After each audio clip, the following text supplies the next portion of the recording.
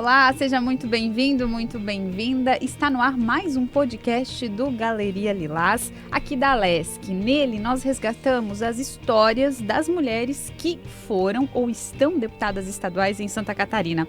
Eu sou Eduarda Demenech, aqui comigo está a minha colega Giovana Alencar. Seja muito bem-vinda, Giovana, que honra conduzir essa conversa contigo. Obrigada, Duda, é um prazer estar aqui com você e com a Jana Guedes, que é a nossa entrevistada desse podcast.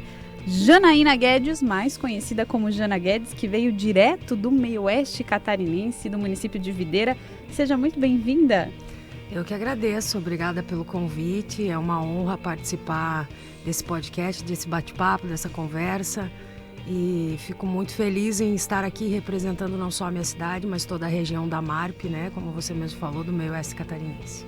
A Jana Guedes, gente, é natural de Videira e foi a primeira mulher nascida em Videira a assumir como deputada estadual. Hoje ela é vereadora do município, é o segundo mandato na Câmara Municipal. Giovana? Aqui na Assembleia Legislativa, ela atuou como deputada por 30 dias em fevereiro de 2024, na época por causa do afastamento do deputado Rodrigo Minotto, também do PDT. Lembrando que nas eleições de 2022, a deputada obteve 3.984 votos e conquistou a 4ª suplência pelo PDT. Jana Guedes, imagino quanto importante foi esse momento, né, de ocupar uma cadeira aqui na Assembleia Legislativa de Santa Catarina. Você é a primeira mulher lá do seu município, um orgulho enorme. Com certeza. Eu gosto de falar a primeira mulher, mas também a primeira deputada natural de Videira. Videira nunca tinha conquistado e nunca conseguiu ainda conquistar uma cadeira efetiva aqui na Assembleia Legislativa. E eu disputei a primeira eleição como vereadora, depois disputei como deputada, fiquei na 4ª suplência. E o nosso partido do PDT sempre com muito respeito às mulheres, à diversidade, sempre abrindo espaço, né? O deputado Rodrigo Minotto fazendo esse convite para, além de disputar a eleição, poder ocupar uma cadeira, mesmo que por 30 dias, né? A gente consegue mostrar um pouco do nosso trabalho, trazer um pouco do nome da nossa cidade e do que a gente precisa lá no meio oeste. A gente sabe que o nosso estado é muito grande e ter uma representatividade da nossa cidade, da nossa região, é muito importante, mesmo que por pouco tempo. Foi muito trabalho, muita dedicação, mas eu agradeço primeiramente o deputado Rodrigo Minotto pelo espaço e o PDT sempre com esse espaço democrático, né? Nós temos várias frentes dentro do partido que se dividem, o PDT das mulheres, da diversidade, das pessoas negras, da cultura africana.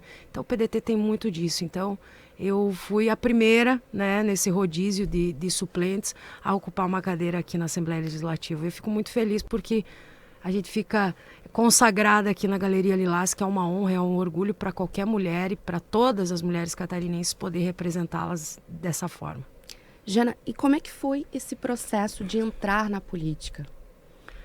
Bom, a política sempre esteve presente na minha família, né? Eu venho de uma família de comunicadores, meu pai era radialista, meu irmão é locutor. Minha família veio do circo, né? Meu pai conheceu minha mãe no circo e levou ela embora de lá da cidade. Então a gente sempre teve gostou muito de contato com as pessoas, desse contato direto com as pessoas, de conversar, de bater papo. Então, tudo isso é política, né? A política em si é isso, é contato com as pessoas, é poder conversar, é poder ajudar aonde você pode, na tua comunidade. E o meu pai sempre fez isso através do rádio, né? Através dos microfones do rádio na época, né? Isso muito antigamente. Hoje nós temos a internet, tem toda essa evolução, mas o rádio era o principal meio de comunicação. Então, através do rádio, ele sempre estava reivindicando algumas coisas que precisavam para a cidade. Então, a gente sempre aprendeu assim, mas eu não entendia que isso era política, que isso eu podia entrar na política para melhorar a vida das pessoas, porque hoje a política é vista para algumas pessoas com outros olhos, né? Como a parte ruim da política, e não é assim que a gente deve ver a parte boa. Então a política sempre esteve envolvida dentro da nossa família desse jeito, com sempre muito democrático, às vezes sentar na mesa, cada um tinha a sua opinião, o seu modo de pensar, e é assim até hoje. Então, essa paixão pela política, sempre fiz campanha para outros candidatos, participei de vários pleitos eleitorais na minha cidade, mas não como candidata. A minha irmã foi 2 vezes candidata a vereadora, não conseguiu se eleger. Eu fui candidata a primeira vez com 18 anos, então eu era a candidata mais nova da cidade. Foi logo que meu pai faleceu, eu fiz poucos votos, porque não tinha nem experiência, não sabia nem como me portar na situação. Mas desde que eu participei do primeiro pleito como candidata, depois de muitos anos fiquei fazendo campanha para outros candidatos. E aí, nesse tempo, eu comecei a entender e ouvir mais as pessoas, o que a população precisava. Até porque, Jana, você muito antes de ser candidata nesse pleito que tu falou, não com 18 anos, mas mais pra frente, você era radialista também, né? Sim. Então, você acabava que muitas demandas da comunidade chegavam até você. Acredita que isso também fez com que você pensasse, opa, será que eu posso estar lá do outro lado também, reivindicando de uma forma diferente, tentando ajudar de um jeito diferente? Sim, foi isso que eu aprendi em casa, vendo meu pai fazendo dessa forma através do rádio. Aí eu ingressei no rádio também, meu irmão continua no rádio, trabalhando no rádio. E através do rádio as pessoas começaram a me procurar para pedir algumas coisas. Era uma consulta que atrasava, era um remédio que não tinha, era uma falta de vaga numa escola. E aí, através do rádio, eu usava o microfone para dizer, olha, a população está pedindo tal coisa, por que não está sendo feito? Né? E eu não era nada, não era vereadora, enfim. Mas como eu tinha uma audiência boa, o que começou a acontecer? Eu comecei a ser atendida. Eu não, as pessoas que me procuravam. Então, na verdade, eu estava fazendo aquela ponte, né? Aquela ponte entre você ouvir a população, reivindicar e chegar até a prefeitura, até as pessoas responsáveis. Então, eu comecei a usar o rádio dessa forma. Mas até então, eu ainda relutava muito da questão de política. Por quê?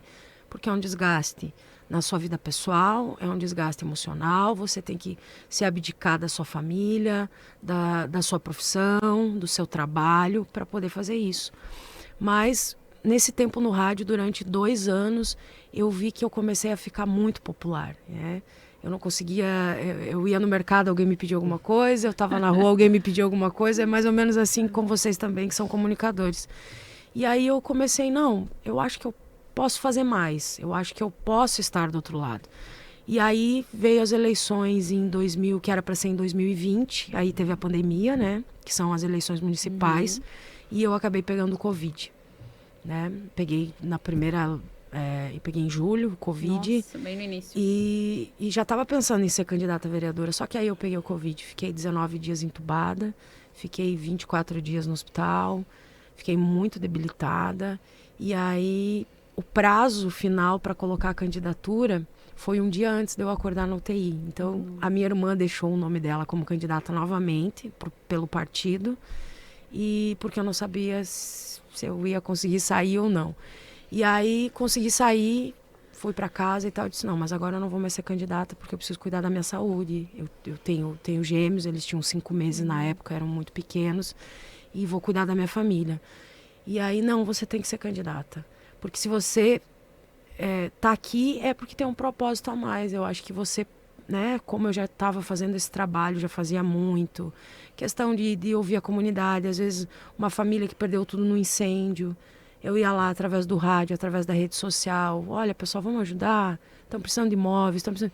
Em um dia a gente recolhia tudo. Então, assim, a força, as pessoas confiavam no que eu estava falando. Então...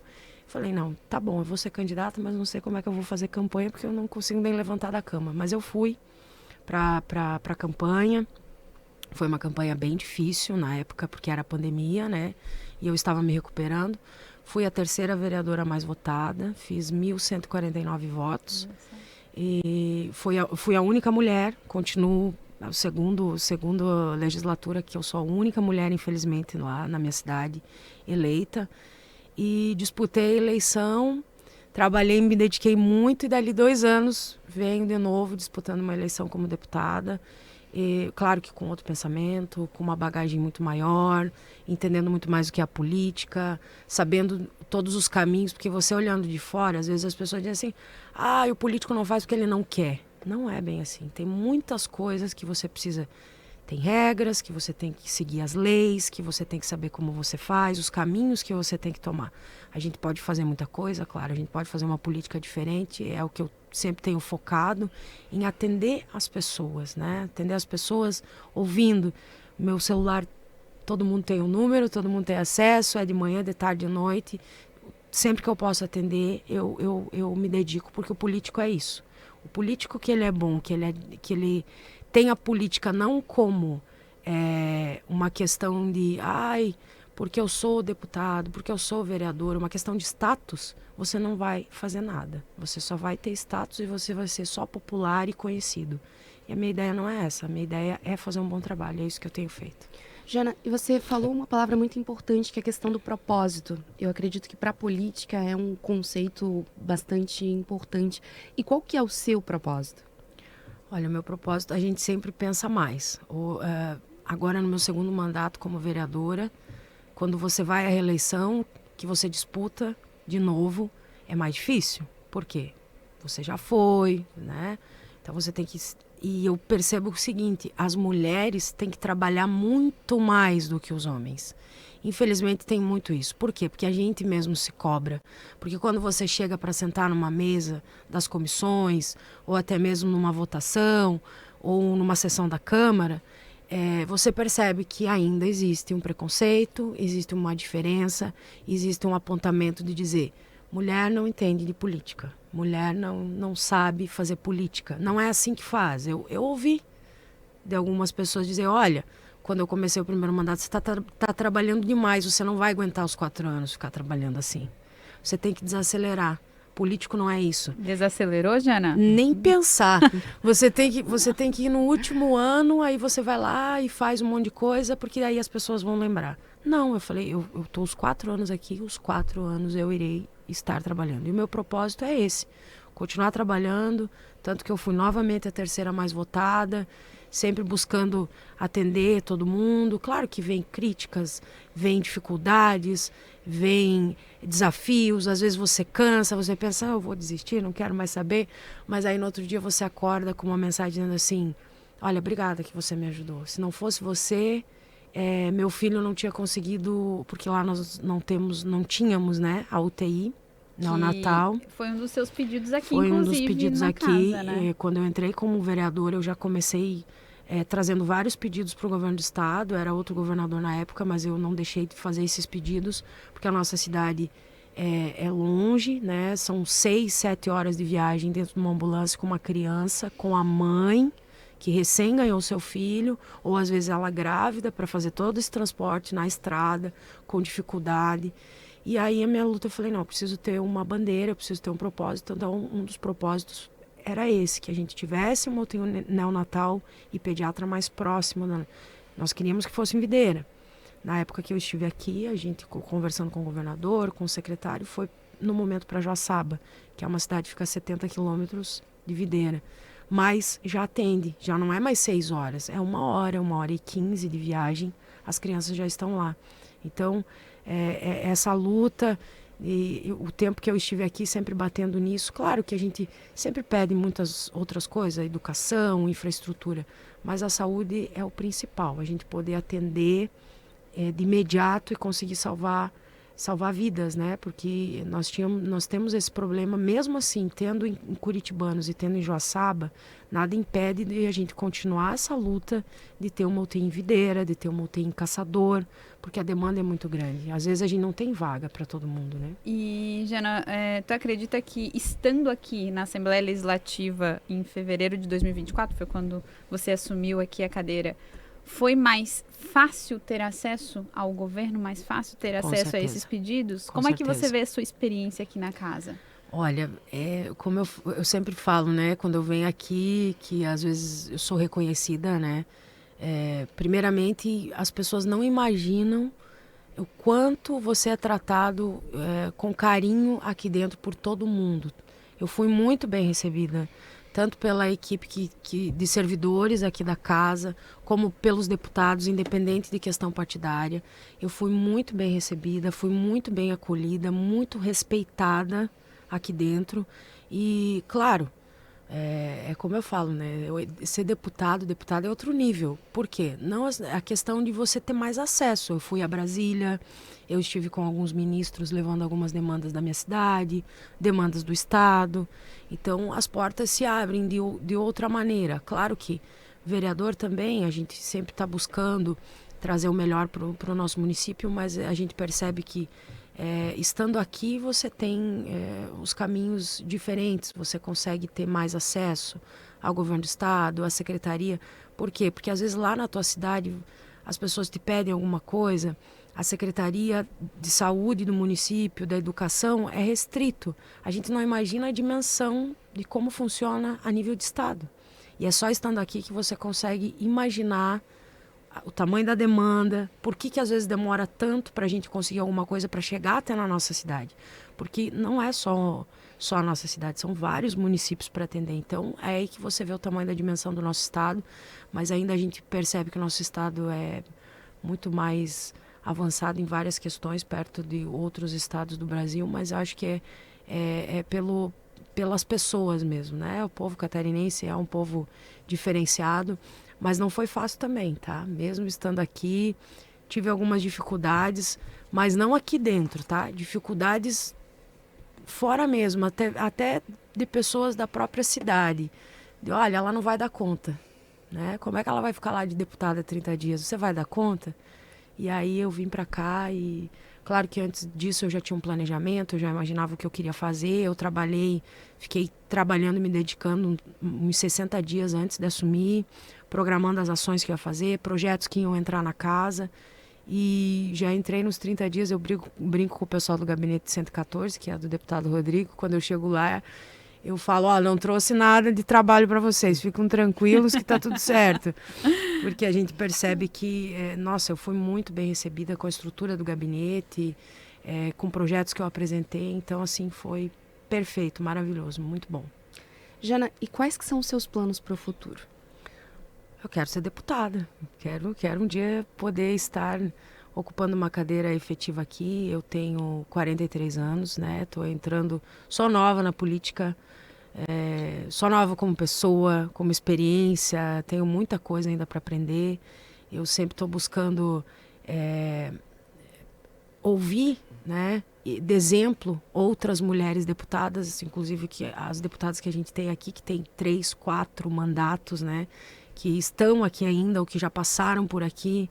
Então, me inspiro muito nessas mulheres, porque eu sei que não é fácil. Hoje nós temos 40 vagas, nós temos 3 deputadas, né? É muito pouco, não é nem 10%.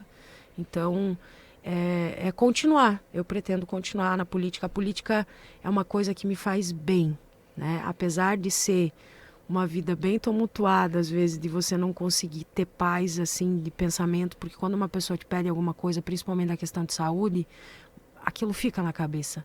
Sabe? Nossa, eu queria ajudar, eu quero tentar ajudar, eu quero que dê certo, eu quero que aconteça. Eu acho que isso também é da questão feminina, da gente ter essa preocupação, esse carinho de atender as pessoas diferentes. Mas eu quero me dedicar, continuo me dedicando à política, quero disputar novamente em 2026. A gente sabe da dificuldade de ter mulheres disputando eleições, de ter mulheres à frente de grandes empresas. Quando eu estive aqui, eu homenageei várias mulheres lá da minha cidade. Nós temos mulheres lá, nós temos a primeira vice-reitora da UNOESC, nós nunca tivemos uma mulher, hoje é a Carla, que faz um trabalho maravilhoso. Levei emendas para a UNOESC lá. Nós temos a diretora-geral da BRF, que é uma mulher, que eu fiz homenagem para ela também na Assembleia. E essa força feminina que a gente tem que manter firme. A gente não pode voltar para trás e nem ficar com medo de disputar uma eleição. E depois dessa questão que veio muito agora, essa questão de candidatura laranja, de colocar as mulheres para ter que preencher aquele... Mulheres, vocês não têm que vir para preencher currículo ou só para ter um papel ali para estar numa disputa. Vocês têm que vir para disputar uma eleição. Porque o voto, ele é livre. Aconteceu algumas coisas na minha primeira na segunda, né, quando eu me elegi vereadora, que me deixou muito curiosa, assim, pensando depois. Eu ia em algumas casas, o marido me recebia na porta, me pegava na mão, e quando eu chegava na mulher, oi, tudo bem e tal, ela pegava na minha mão e falava baixinho, viu, meu voto é teu, tá? Falava baixinho, longe do marido. Por quê? Porque tem muito ainda que o marido diz, você vai votar nesse aqui, ó. Esse é o meu candidato e você vai votar nesse aqui. Então, eu recebi muito apoio das mulheres pelas costas dos seus maridos, dizendo, meu marido não vai votar, mas eu vou votar para você. Então, assim, mulheres, nós temos que continuar na política, nós temos que fazer essa frente. Se a gente quiser ocupar espaço em todos os lugares, nós temos que disputar, nós temos que colocar a cara. Então, eu não desisto, né? Eu consegui colocar lá, como vereadora, o Conselho Municipal de Direito das Mulheres, num momento bem difícil, onde tinha recém acontecido um feminicídio. Quando eu levei para a Câmara, para as comissões, foi reprovado esse projeto, com o discurso de dizendo assim, as mulheres já têm muito direitos, elas já têm a Lei Maria da Penha, não precisam um conselho. E aí eu era a única mulher, eu rebati e falei, não, nós vamos até o fim. Levamos as pessoas para a rua, fizemos uma manifestação, porque tinha acontecido um feminicídio no outro dia, que inclusive foi notícia no estado todo. E nós levamos as mulheres, reivindicamos, e o conselho está lá, é o Condim. É um orgulho para mim, porque no meu primeiro mandato, foi uma das coisas que mais me marcou, além de outras ações que eu fiz. E agora eu quero trazer a Procuradoria da Mulher para o nosso município. É um município pequeno, mas são ações importantes que a gente traz em defesa das mulheres, em defesa da violência, né? Combatendo a violência doméstica, que essa também é uma das bandeiras que eu carreguei já na minha campanha e carrego também como legisladora, como vereadora. E a gente precisa ter as mulheres, não que os homens não venham com esse discurso e defendendo e falando do combate, mas nós mulheres sabemos quantas violências acontecem. Não é só a violência física, é a violência psicológica, é a violência patrimonial, é a violência da própria, dizer assim, tem muitas mulheres que dizem, olha, eu queria ser como você, de participar, mas meu marido não deixa, meu marido não acha legal participar para ser uma candidata, né? E eu já consegui convencer várias mulheres a vir com a gente e participar. Então vamos aproveitar esse momento, né, Giovana, para que a Jana também convença talvez outras mulheres através desse podcast, até porque a Jana tem filhos, né, gêmeos, né? Tenho gêmeos e tenho mais Quantos anos? Eles têm 5 anos. E o Vinícius tem 7 anos. Olha só, como conciliar a política, a casa, os filhos e como encorajar outras mulheres a seguir nessa linha também, hein, Jana? É bem complicado. Mulheres, a gente já faz tanta coisa, viu? Só a gente consegue fazer. É só você tirar um exemplo. Vou dar um exemplo bem básico. No almoço de domingo, né? O marido levanta, ele vai fazer o churrasco, não é assim? Sim. Mas aí você levantou, né, Eduarda? Tu já colocou a roupa para lavar, você já estendeu a roupa que tinha, tu já arrumou a casa, tu já deu o café da manhã para os filhos. O marido tá recém acordando, né, esperando. Aí você faz a salada, ele só assa a carne. O resto você faz tudo. Então, mulheres, eu vou dizer para vocês, não adianta. Respeito todos os homens. Nós não queremos... eu sempre falo, não é questão de feminismo, ser feminista, não. Nós queremos igualdade. A igualdade é o quê? É o respeito. É só isso que a gente quer. Então, por esse motivo, mulheres, vocês devem participar da política, de ações no seu bairro, de participar da APP das escolas. Você vê poucas mulheres presidentes de APP de escola. Você vê bastante diretoras, professoras, enfim. Mas você não vê muitas mulheres, né? Então, venham, participe, organize a sua comunidade, organize o seu grupo, né? Para você que pensa, eu queria entrar para a política. Primeiro de tudo, o que você tem que fazer? Tu tem que se organizar e a família tem que estar enganjada com você. Porque se a família não tiver, com certeza você não consegue chegar em nenhum lugar. Eu agradeço muito sempre a toda a minha família que sempre me acompanhou, que sempre me apoiou, que está comigo, esteve comigo nos momentos mais difíceis, que está sempre me apoiando, e toda vez que eu vou tomar alguma decisão ou colocar algum projeto ou fazer alguma coisa, eu sempre converso com meus irmãos, né? O que vocês acham? Vocês acham legal isso? Não, eu acho que dá para fazer assim e tal. Então você nunca pode perder a sua base. Qual é a sua base? É a sua família.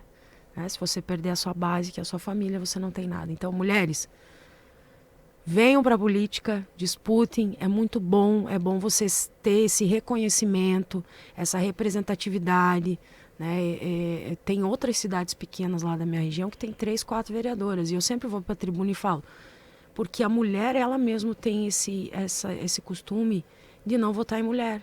Verdade. De não acreditar, porque nós somos 61% dos votos, então automaticamente nós deveríamos ser mais da metade da bancada que está ali. Né, aqui na Assembleia, nas câmaras de vereadores. E, infelizmente, ainda a gente tem que combater esse preconceito das próprias mulheres. Né? Então, mulheres, venham, disputem as eleições, se organizem, organize o seu grupo, organize a sua família e não tenha medo. Não tenha medo porque a gente precisa dessa representatividade, a gente precisa estar em todos os espaços para discussão, entrar na discussão. Do mesmo jeito, né? Porque às vezes a mulher ela tem um outro olhar, né, de algumas coisas, um olhar mais humano, um olhar mais dedicado, um olhar para a família, um olhar diferente para a saúde, para a educação dos nossos filhos. Então tem uma diferença aí, com certeza. E sendo a única mulher na Câmara de Vereadores, como é que esse processo de negociação, né, política, para garantir que as pautas que você defende, para garantir que os projetos que você apresenta possam ir adiante? É tudo na luta. É aquela luta, como eu tenho muito, tudo que eu faço, eu coloco muito na rede social, que hoje, se você não aparecer mostrando o teu trabalho, ninguém vai saber o que você fez, porque é muita coisa, né? Então, eu já vinha da rede social mostrando muita coisa, né? A Eduarda já acompanhou alguma coisa assim, reivindicando. Então, eu continuo fazendo da mesma forma.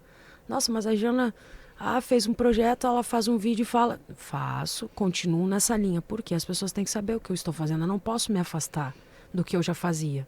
Então, usando a rede social, mostrando o meu trabalho, abrindo espaço para a comunidade falar, né? Olha, fala o que precisa. Ai, Jana, vem aqui gravar no meu bairro que tem uma coisa incomodando. Tá bom, então fala, Dona Maria, o que está acontecendo.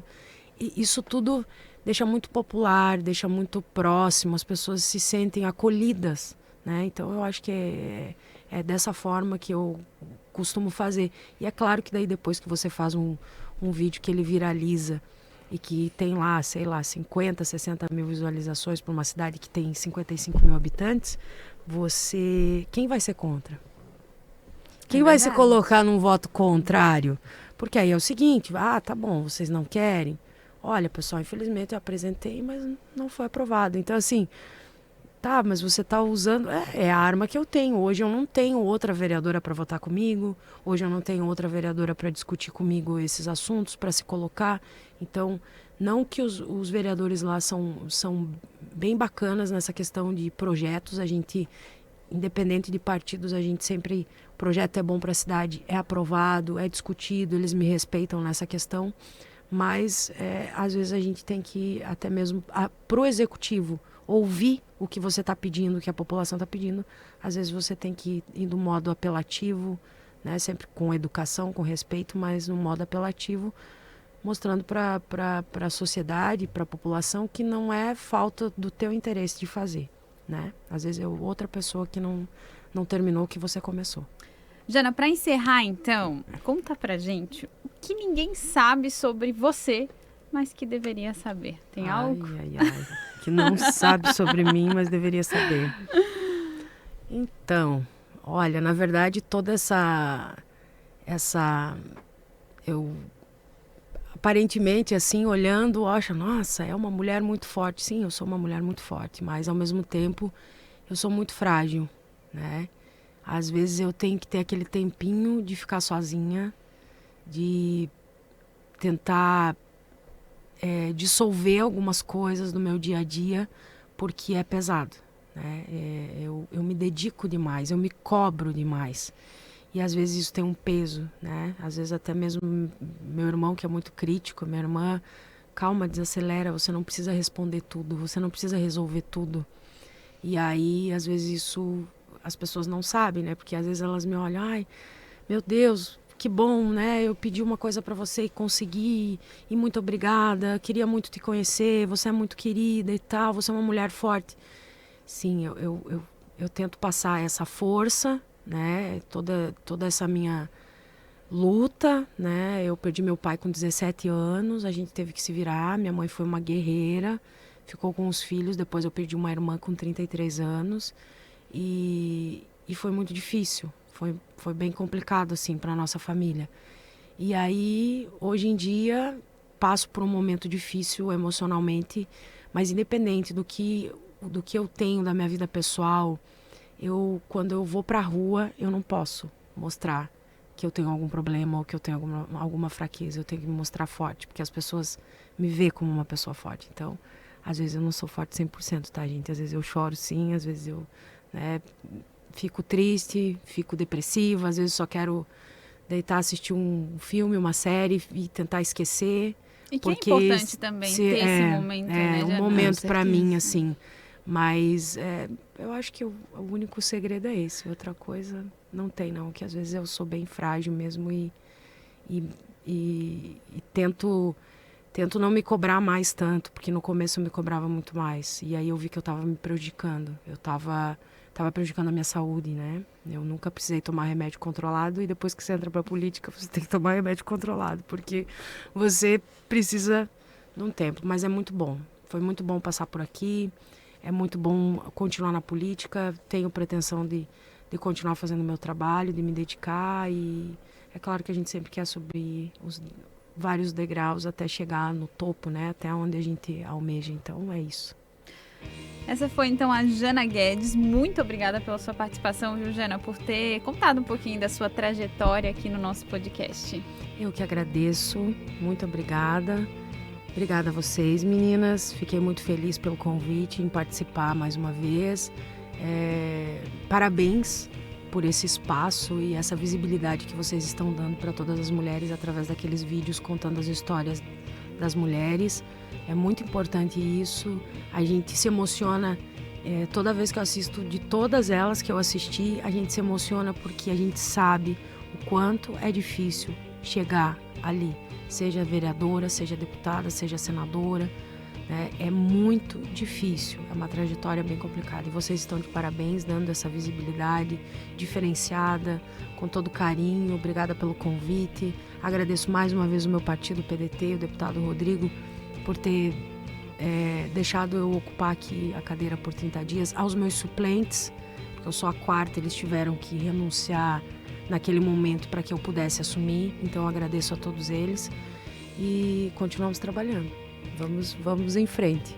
Eu acho que a gente avalia como uma honra, né, Duda, estar aqui e poder contar a história dessas mulheres de certa forma, né? Com toda certeza, viu? Sempre bom compartilhar esses momentos e, como você falou, né, Jana, talvez inspirar para que outras mulheres também entrem na política. Mais uma vez, muito obrigada. Esse foi o Galeria Lilás, o podcast de entrevistas da Alesc, que resgata a história das mulheres que foram ou estão deputadas estaduais em Santa Catarina.